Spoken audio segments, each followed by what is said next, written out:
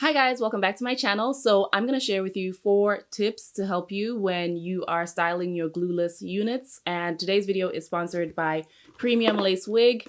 And I'm just going to show you guys what comes in the box before we get started.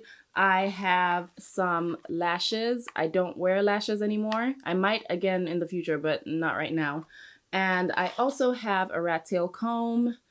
And there is, what is this? Hair clips, some bobby pins, and elastic band. If you want to do the elastic band method, you definitely have that option. Information about the hair and some wig caps.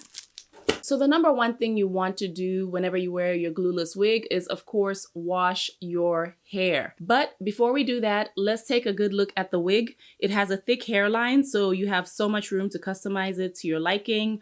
I'll be plucking it later on, and you can see that the sides are very full. It's a nice blank slate, and of course, I have baby hairs. Here are the hair details. Do not ever do anything to your wig until you confirm that you got what you paid for, okay? So this gorgeous Brazilian kinky curly wig, it's 24 inches long at 180% density. And I'm making sure I wash in one direction to prevent tangles. Really, I should have detangled the hair before washing, but I just kind of started. Washing the hair is not just for hygiene. I do it because most curly hair types look different when they arrive. So what you get is something that's probably right out of processing. So the curl pattern you get fresh out of the box might not be the same curl pattern that you have after the first wash. And this wig still looks the same after washing, but that's not always the case, especially with tighter curls. So make sure you wash your hair and get to know your true texture before you proceed. This is when I'm brushing the hair. Do not be like me. Brush your hair beforehand or while you have conditioner in it. I don't know why I'm doing this with shampoo, but don't do this, okay? Do it when you're styling, conditioning, before washing. I have a bad habit of overusing shampoo, and I need to bring the soap suds down without wasting water. What I do is I apply some conditioner to the hair, and it will make the foam come down. Plus, I won't have too much conditioner in my hair. And I got minimal shedding with this unit. The curls look good. They're ready to be defined. So number 2 is to customize your fit.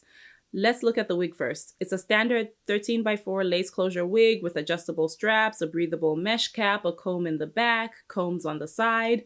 The side combs, they have to go because I need more room on my wig, and they tend to snag my edges, apply pressure on my hairline. It's just not comfortable for me, so I don't like them despite the fact that I understand what they are for. So I'm gonna use my seam ripper to remove them. And in the crown area, you have a horseshoe with lots of parting space, but I do have a tendency to go with whatever part manifests itself during the washing process. We'll talk about that later. And I'm gonna flip over and pluck the hairline. I need it to look natural from temple to temple because that part of the hairline can be exposed when I go glueless, and it kind of depends on how I style my hair. I'm not going overboard. I don't want to age my wig. I really should have bleached my knots, but I'll save that for another video.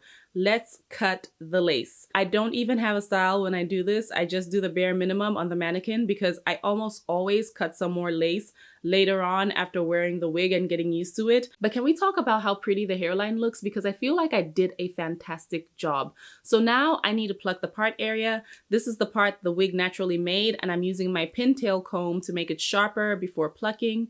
Going down, I am plucking only 1 row of knots. That's it. I don't want a wide overplucked part when the wig stretches around my head. It just looks good like this, and this is fine. So let's move on to tip number 3. Define your curls or style your hair depending on what texture you have. I love curly to kinky hair types because they can hide things like bulky braids, bad lace, hair rollers, but they need to look moisturized. So what I'm doing is brushing the hair to detangle it. And today's styler is Trelux gel mixed with some oil and some foaming wrap lotion. It's all in the jar, and the foam gives me a soft, fluffy hold. If I use mousse, like proper mousse, it gives me more definition. I'll show you that later.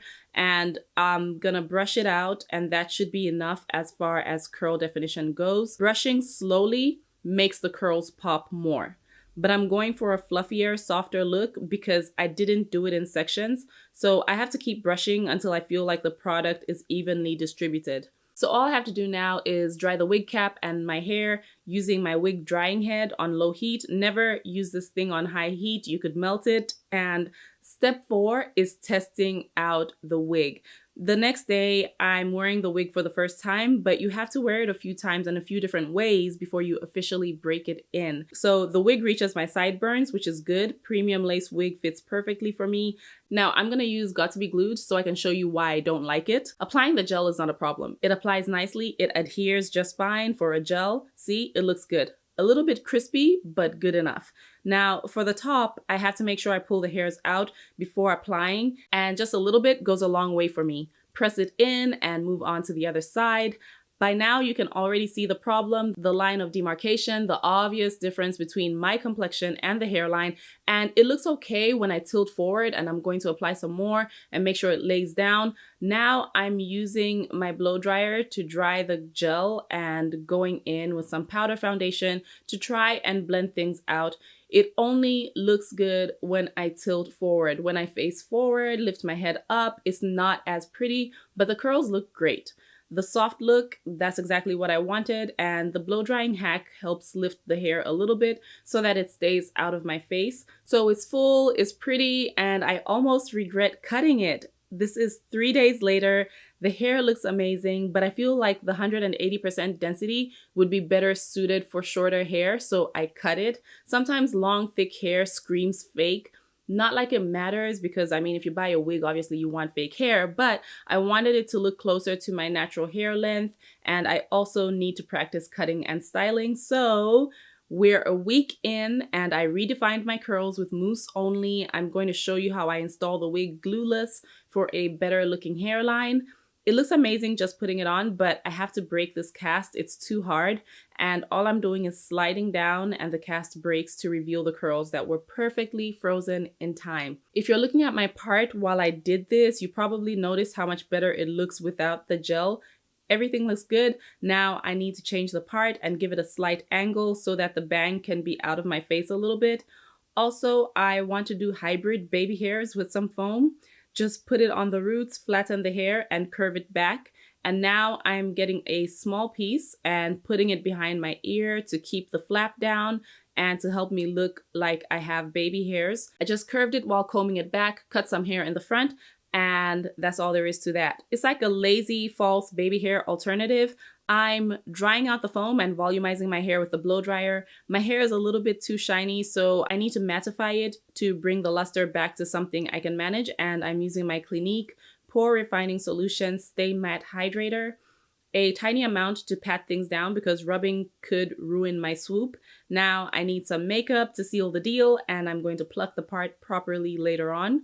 So let's zoom in on the situation. It looks good, the wig fits my face better, and taking your time to tweak and play with your wig is so important. It can be the difference between loving your hair or hating your hair. So if you like this hair, find yourself in the description box and check out the deals, or you can watch this video right here, and I will be in the comments until the next one. Bye!